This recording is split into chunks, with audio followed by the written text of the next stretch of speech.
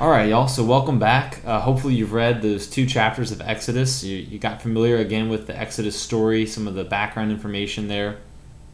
And now we're kind of ready to move on with that in mind into some of the bigger points of the Moses story. Now, the book of Exodus is pretty big, and there's a lot going on in it. We are clearly going pretty fast. I'm going to try to fill in the blanks a little bit, and every now and then I'll post some YouTube clips from the movie The Prince of Egypt. In fact, we're probably going to watch a lot of it in class. What we're going to focus on today, though, or at least in the second video for today, is Moses' encounter with God. And you guys have probably heard of the famous story of the burning bush, right?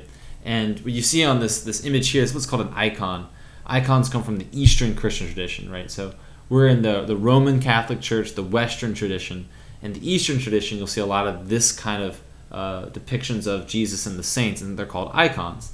And everything is meant to kind of be figurative and symbolic, right? So everything has an important color or image or shape, meaning associated with it.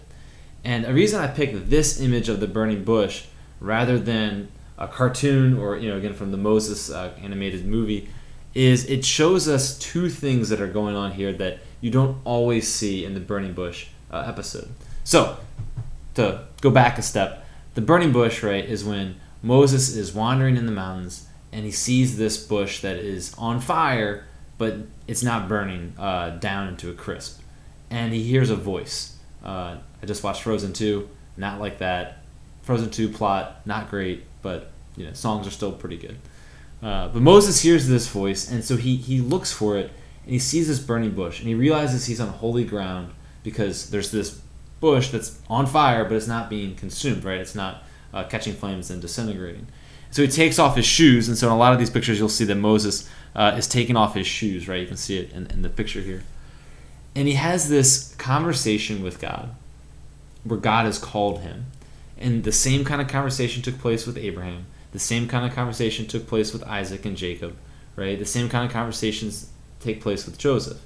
And you're going to see this throughout the election stories where God has these conversion moments, or when the characters have a conversion moment, it's usually at a conversation with God, right? Now, why I picked this one. Okay, the first thing you'll notice, besides the shoes, is one, Moses is a bit younger. And so, a lot of times you see Moses depicted with a gray beard.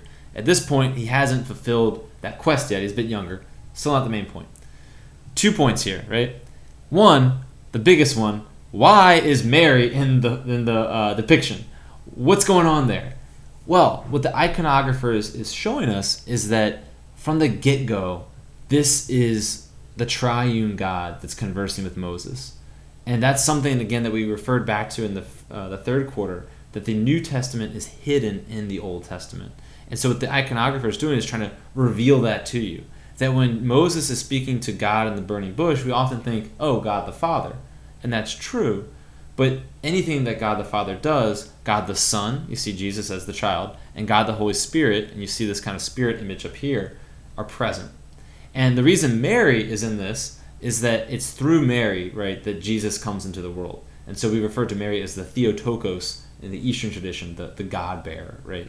And so you've got all of that in this iconography, that at the very moment Moses is speaking to God in the burning bush, Christ is present, the Holy Spirit is present, and it's through Mary that Jesus, the Word made flesh, comes into the world.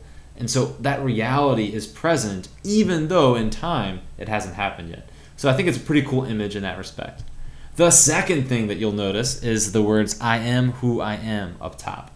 And we've kind of talked about this before in our discussion about who God is and how can you prove God's existence. That when we say, I am who I am, it roughly translates into English, but it comes from the root words esse, which means existence, to be, to exist.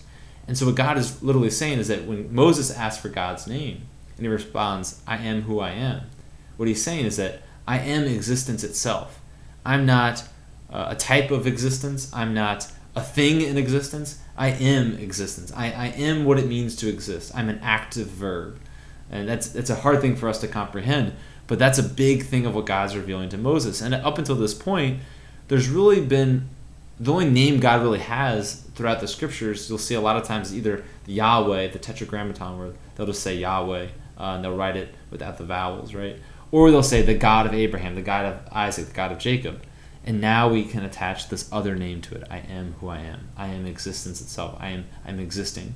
And so we have two things here, right? We have a big thing about who God is, the triune God that's existing. Then we also get a big thing about who Moses is. That Moses has a specific vocation. That Moses is called by God for a reason. And in the next video, we're going to discuss that a bit more. So right now, what I want you to do on a sheet of paper, just write down a brief reflection of what do you get when you see this image of the burning bush? How is it different than what you're used to? Just write that down, reflect on that, and then I'll see you in the next one.